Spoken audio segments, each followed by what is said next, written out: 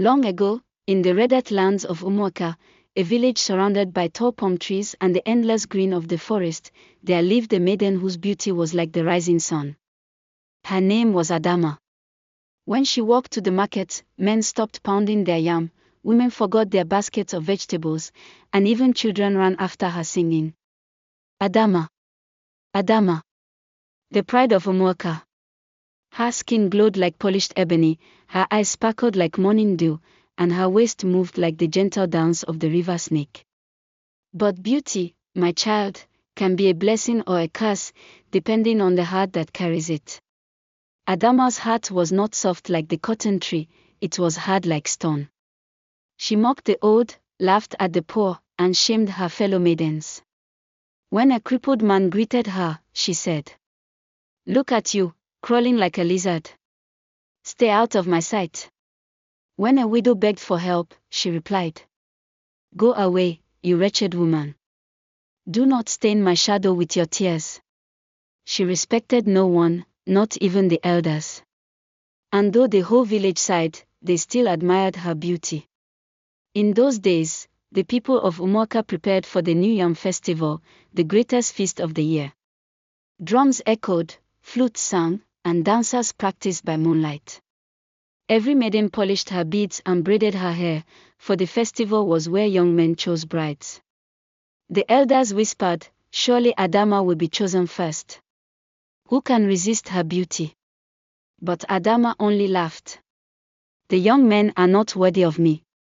Their fathers are not rich enough, their farms are not wide enough. Let them fight among themselves like dogs. I, Adama, will never bow to anyone." On the day of the festival, she arrived in a shining cloth, her neck heavy with coral beads, and her hair glittering with cowries. People gasped, "She is like a goddess." Yet instead of dancing with grace, she mocked the other maidens. "See how skinny Ngozi looks in her cloth. She is like a broomstick. And a mocker. Her legs are like the yam stems eaten by goats." The crowd laughed nervously, but the maidens wept in shame. Even the elders she insulted. "You sit there with your bent backs and toothless mouths. Is that wisdom or foolishness?" The festival ended with silence. No young man stepped forward. Adama stood proud, thinking it was because none dared to claim her beauty. But in truth, her arrogance had poisoned their hearts. That night, when the moon was full, an old woman visited the village. Her hair was white as cotton, her eyes deep as the forest well. She walked slowly with a staff, asking for water at Adama's hut. "Beautiful daughter, give me water to quench my thirst." Adama sneered. "Old woman, you are not fit to drink from my calabash. Go to the stream and find dirty water with the frogs." The old woman looked at her long and hard. Then she lifted her staff and said, "Adama, beauty without kindness is like a pot without palm oil, useless. From this day, your beauty shall wither like dry leaves in harmattan.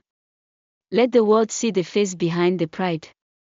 Before Adama could laugh, her skin began to wrinkle, her eyes sank, her hair fell in patches. By dawn, the most beautiful maiden of Umuoka had become the ugliest woman anyone had ever seen. When she stepped out, children screamed, men turned away, and the maidens she mocked whispered, "Is this Adama?" Her pride crumbled like an old wall. She begged the same crippled man she once mocked, but he shook his head. She knelt before the widow she scorned, but the widow said, "Now you know how pain feels." Adama wept by the river for many days. The water that once reflected her beauty now showed her ugliness. Slowly, she realized, respect and kindness are greater than beauty. The old woman appeared once more and said, "Adama, I will not restore what you have lost. But if you live with humility, people will forget your face and remember your heart." And so it was. Adama learned to fetch water for the old, to share food with the poor, and to greet everyone with respect. Her beauty never returned, but her heart grew bright. The villagers said, "Her face is not fair, but her deeds are." A proud heart builds no home. True beauty is not in the skin, but in kindness, respect, and humility. Seasons passed in Umuaka. The yams grew tall, the palm trees bent with ripe fruit, and life returned to normal. Yet people never forgot the day beauty was stripped from Adama like bark from a tree. At first, she lived in shame. When she went to the market, traders would whisper, "That is Adama, the proud one whose beauty melted away." Children laughed and followed her, singing, "Ugly Adama! Ugly Adama!" Her heart grew heavy, but instead of anger, she lowered her head and greeted them. "Good morning, my children. May you grow strong like Iroko trees." Slowly, the people began to see a change in her. Adama started to fetch water for the old women who could no longer walk to the stream.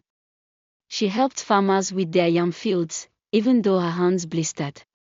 One day, the same widow she once mocked fell sick. Adama was the one who cooked soup, fanned her at night, and cared for her children. The widow wept and said, "Adama, once your tongue was sharper than a spear, but now your hands are softer than feathers. May the ancestors bless you." The crippled man she once insulted also found her at his doorstep, sweeping his compound and repairing his roof with palm fronds. He looked at her and said, "Once you laughed at me, but now you serve with humility." Truly, a broken pot can still hold water if patched with care.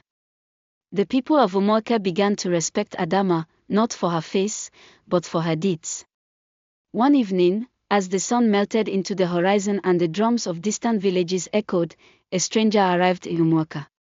He was tall, with scars on his arms like one who had battled wild beasts. His name was Obina, a wandering hunter. He asked for a place to stay. The villagers, cautious, pointed him to Adama's hut, for it was now known that she never turned anyone away. Adama welcomed him, shared her last portion of yam, and gave him a mat to sleep on. She did not complain that she was poor, she did not boast of her past beauty. She simply served with joy. Obina observed her quietly. The next morning, he said, "Adama, the villagers told me you were once the proudest maiden, yet I see only humility in your heart. Beauty fades, but kindness shines brighter than moonlight." He chose her as his companion, not for her looks, but for her spirit. Years passed, and Adama's deeds spread beyond Umuaka.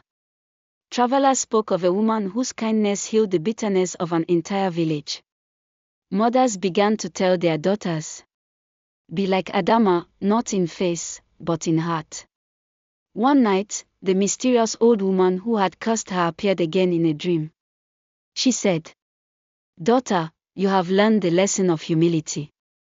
I will not restore the beauty of your face, but I will give you a greater gift. Your name shall shine in every village, and your story shall live longer than any mirror of the flesh."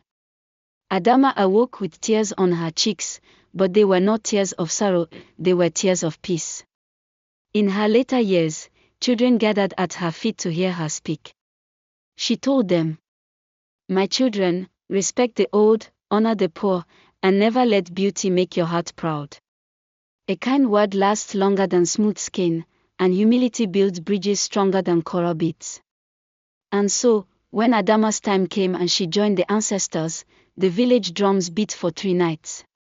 She was not remembered as Adama the beautiful, but as Adama the humble, whose life taught that a proud person is like a tall Iroko tree that falls with one storm, but the humble are like the grass that survives every season. Years after Adama had joined the ancestors, Umuaka grew into a place of peace and prosperity.